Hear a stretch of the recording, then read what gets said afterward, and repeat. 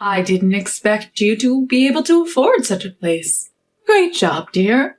We don't mind moving in here with you. I was puzzled at my mother-in-law's words. Excuse me? With this, I don't mind not divorcing you. I'm single now, you know? My name is Lucy, 35 years old. I'm a doctor at a women's health clinic. I live 15 minutes drive away from my workplace in a nice apartment complex, where I live with my husband William and his parents. I married William 5 years ago.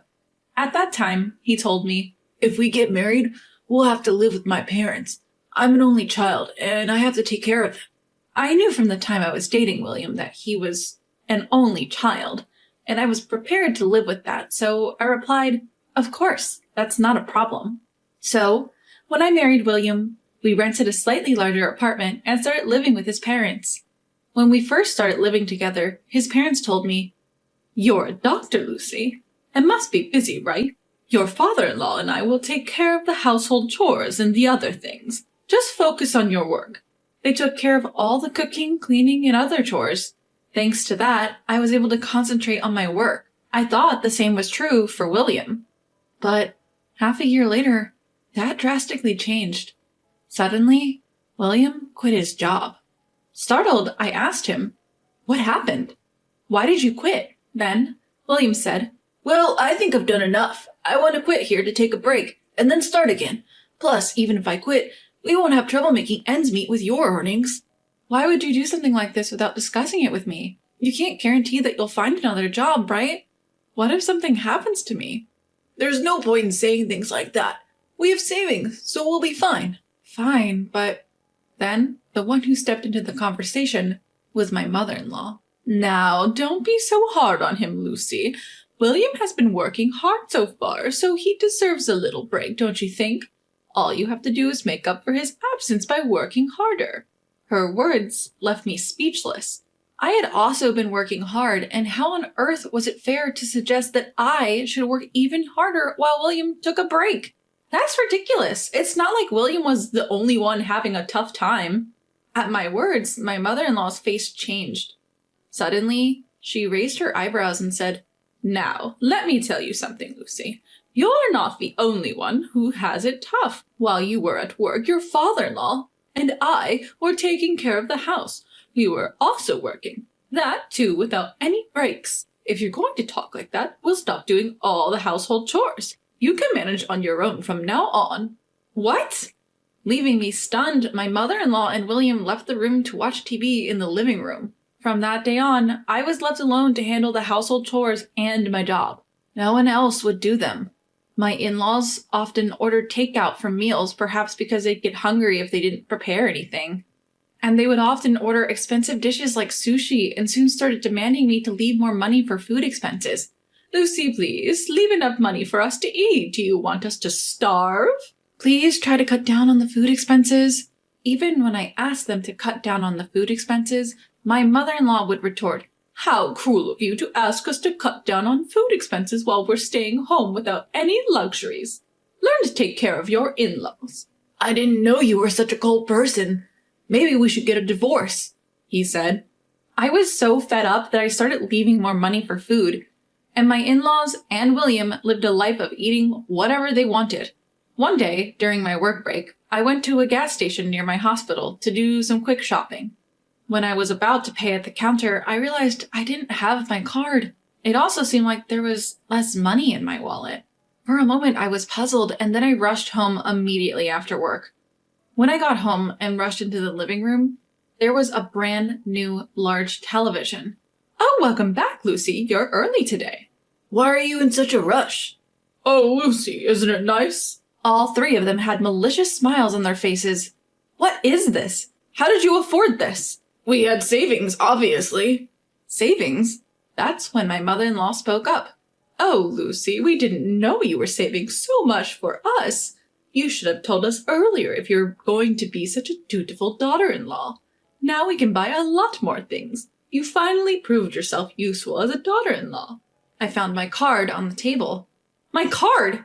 So, did you lose my savings? But how did you get the PIN?" "It's not hard to figure it out. It's only natural. We're married after all." My mother-in-law looked pleased, said, Oh, you really do love William. Using his birthday as the pin. Honestly, I thought you didn't care about him at all, but you've proved me wrong. But it's not that I set the pin thinking of William. I just hadn't changed it since we got married. There's no way I could love William as he is now. Then, my mother-in-law and William, getting carried away, said, Well, you haven't acted right as a daughter-in-law so far, so there's no point in making a fuss about this. The only way you can honor us is with money. Just quietly hand over your savings to us. From now on, please hand over $4,000 a month. From now on, don't squirrel away your money behind our backs. Make sure to give us our fair share, William had the audacity to add. Infuriated by their brazenness, I retorted, This isn't a joke. Why should the money I earned go to your pocket money? If you want money so badly, work for it. This goes for you, mother-in-law and father-in-law too. Please have some decency and think about the household finances before you try to extort my money. Stunned, the three of them fell silent for a moment, but it didn't take long for my in-laws to snap back. What an insolent daughter-in-law you are. Is that how you address your mother-in-law? We can't sense any gratitude. We don't need a daughter-in-law like you for anything other than money. What an audacious remark from a daughter-in-law whose only worth is her money. There's a limit to disrespect, fumed my father-in-law. Enough of your nonsense, William yelled and went to his room. I thought he had gone for good, but he came back to the living room holding a piece of paper which he thrust at me. I have something for you. It was a divorce paper. What's more, William's name, as well as my in-laws' names, were duly filled in the witness section. Go ahead. File it if you dare. But you will have to move out of this condo. I can't be living with a stranger, you see. Unlike his wife, William is competent. Lucy, we can forgive your rudeness as a slip of the tongue now. But from now on, if you talk back to us even once, we'll really have William divorce you. The three laughed their souls out. The sight got my blood boiled with anger. But so did an equal measure of joy. But it's too early to get back at them. Suppressing my urge to leap for joy, I said, Well, I'll start moving out some of my stuff and other essentials, and headed for my room. My in-laws and William looked puzzled. Did they think I would apologize out of desperation if they mentioned divorce? What a naive thought. The divorce papers even had a signature on them. I quickly packed up my valuables and said, I'll be leaving now. Please, don't come to me even if you are in trouble. With that, I left my condo. Of course, taking the divorce papers with me. I stayed at a nearby business hotel that night. I canceled the card William had used online. When I checked my balance, the card, which once had over $10,000, only had $3,000 left. I really wondered what they had spent so much money on. My savings are not limited to that account. Just in case, I have ample savings in 2 other accounts as well. While it hurt to have $7,000 spent, I thought it was inevitable if it meant cutting ties with that family. And the next day, I went to the city office first thing in the morning and filed the divorce papers. The divorce papers were accepted, and when I checked my family register certificate just to be sure, I was indeed divorced.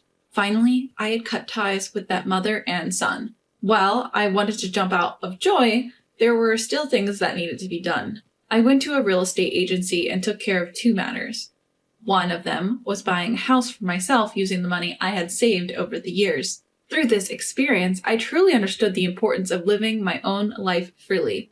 I never knew when or how that freedom might be taken away. I realized how important it was to take immediate action when I wanted to do something. So, I bought a new, single-story house, with its spacious living room, a practical system kitchen, and a walk-in closet. Everything was mine. I bought all the furniture that day and moved what I could into the house. The next 3 days were spent shopping. While it was hard to get everything I needed, it was the most fun I'd had in a long time. Replacing everything with new items required a substantial amount of money, but I thought it was a worthy expense for a new start. A few days later, around 8 p.m., my doorbell rang. I was in the middle of dinner and wondered who could be calling at this time. When I checked the intercom, there stood William, my former mother-in-law, and my former father-in-law, a sight that was almost nostalgic. I knew they'd come. With that, I went to the door and opened it. William immediately confronted me with great force. Hey, what the hell are you thinking? Moving out without telling anyone is crazy. At that, my former in-laws tried to calm him down. William, calm down. We said we would complain after we've calmed down. Remember, right, dear? That's right. Look, isn't it a good house? It looks more spacious and comfortable than our current condo. As they said this, the three of them barged into my house without permission. Wait a minute. Don't just barge into my place. I tried to stop them, but... Shut up. This is our house. What's wrong with us coming in? With that, the three of them went ahead and entered my house. The furniture is not to my taste, but the overall build is decent. I admit, it might be more comfortable than our current condo. I didn't expect you to be able to afford such a place. Great job, dear. We don't mind moving in here with you. Excuse me? We're telling you that we approve this condo. That we'll live here with you. We might even forgive your previous impotence. You're pretty low level as a daughter-in-law, but we could appreciate your thoughtfulness of preparing this place for us. I wonder if William would be satisfied with this. I guess I can forgive this. I don't mind staying married to you if we can live here. Excuse me? Who's your wife? And who's not getting divorced? Unsure of my question's intent, the three exchanged glances. I'm not married, you know. I'm single. Silence filled the room. Rather than being stunned, the three seemed to not understand the meaning of my words. Huh? What nonsense are you spouting? You think you can get away with all the disrespect you showed us? I shoved the divorce certificate right into William's stunned face. His and my in-laws' faces changed color upon seeing it. Lucy, how dare you do such a thing without consulting us? Do you think you'll be forgiven? Yep, I did. You gave it to me for that purpose, didn't you? Lucy, how dare you do such a thing without consulting us? Do you think you'll be forgiven? What do you mean forgiven? Your names were also clearly written on that divorce notice, weren't they? Writing your names there means you've made a decision, right? You were the ones who prepared the divorce papers in the first place, weren't you? William clearly told me to file it if I could, so I did. What's the problem? At that, the three kept their mouths shut, with red faces. I decided to press further. By the way, you're the ones who kicked me out. You seem to have forgotten, but the condo you guys live in right now is under my name. Now that we're strangers, I have no need to keep that contract, so I've canceled it. If you don't leave within a week, you guys will be evicted out of that place. You... Their fiery red faces quickly turned pale, and then I launched my final attack. I held my phone and made a call. Oh, hello, I'm sorry, but there are 3 people who forced their way into my house. Yes, I have trespassers here. Please come immediately. The address is... I had called the police. Everything was perfect. Don't think you'll get away with this.